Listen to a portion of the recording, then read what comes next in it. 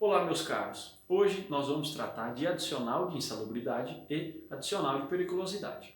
Basicamente, a insalubridade é aquela situação em que o trabalhador se expõe a algum risco à sua saúde. Então, quando ele trabalha diante de um calor intenso, frio intenso, ou muito ruído, vibração, ou variações térmicas muito intensas, muito frequentes, quando se expõe a agentes químicos, agentes biológicos, que são vírus, bactérias, por exemplo, entre várias situações, ele se expõe a um agente insalubre. Claro que existem regras do Ministério do Trabalho que detalham como se aferir a existência ou não dessa insalubridade. Tudo tem um certo limite e a partir desse limite, então, é que se constata a insalubridade.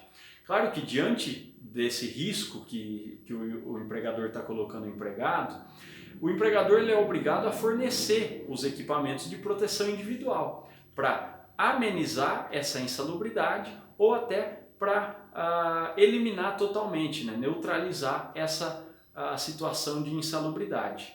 Então, esses EPIs têm que ser fornecidos pelo empregador, trocados com a devida frequência, isso sempre tem que ser observado, e o empregador também tem o dever de fiscalizar o uso. Se o empregado às vezes não gosta daquela máscara, se não gosta daquele óculos, daquela luva, mesmo assim o empregador tem que exigir o seu uso. E o empregado, inclusive, pode ser até mandado embora por justa causa se ele se recusar a usar esse equipamento de proteção individual.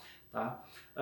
Bom, em relação ao adicional de insalubridade, quando se constata que há mesmo essa insalubridade, então o empregador vai ter que pagar um adicional. Esse adicional ele é pago sobre o salário mínimo, a lei determina que seja sobre o salário mínimo, e ele pode ser, de acordo com o grau dessa insalubridade, de 10, 20 ou 40%, certo? Se o grau for mínimo, 10%, grau médio 20% e grau máximo 40%. E em um processo judicial, tanto a insalubridade como a periculosidade que nós já vamos ver, ambos têm que ser aferidos por uma perícia técnica. Então, dentro da empresa, a empresa tem que ter ali o seu engenheiro ou contratar uma empresa externa para fazer a avaliação do local de trabalho e verificar essa insalubridade para que ela já possa fazer a neutralização e, se não for possível, fazer o pagamento do adicional.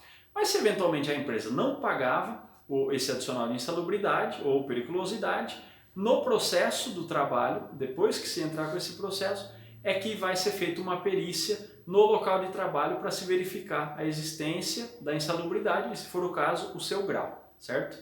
Bom, agora sim, adicional de periculosidade. O adicional de periculosidade, ele sempre vai ser de 30% sobre o salário do trabalhador, tá? Só que ele não é cabível em todas as hipóteses em que há algum perigo ao trabalhador. Basicamente, esse adicional de periculosidade, ele é cabível em 6 hipóteses. Então vamos lá. A primeira delas, contato com inflamáveis. Outra seria contato com explosivos. Outra, contato com radiações. Tá? Outro, o caso do motociclista, o trabalhador que trabalha com motocicleta.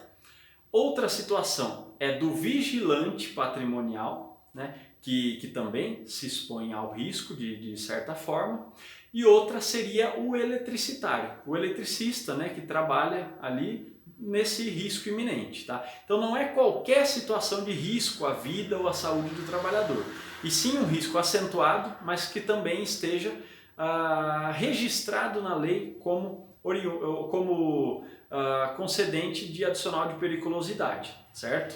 Então, como eu disse, o adicional sempre será de 30%, nesse caso sim, sobre o salário do trabalhador, certo?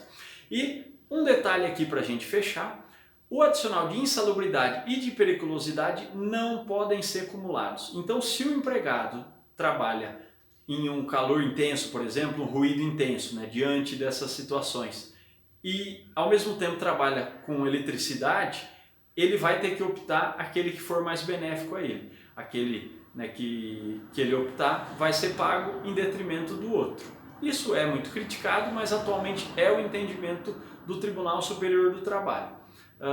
Basicamente era isso que eu tinha para falar sobre esses adicionais. Qualquer dúvida é só deixar aqui um comentário, mandar alguma mensagem ou, inclusive, eu sugiro que procure um advogado de sua confiança para esses esclarecimentos mais detalhados, né, de acordo com o caso concreto.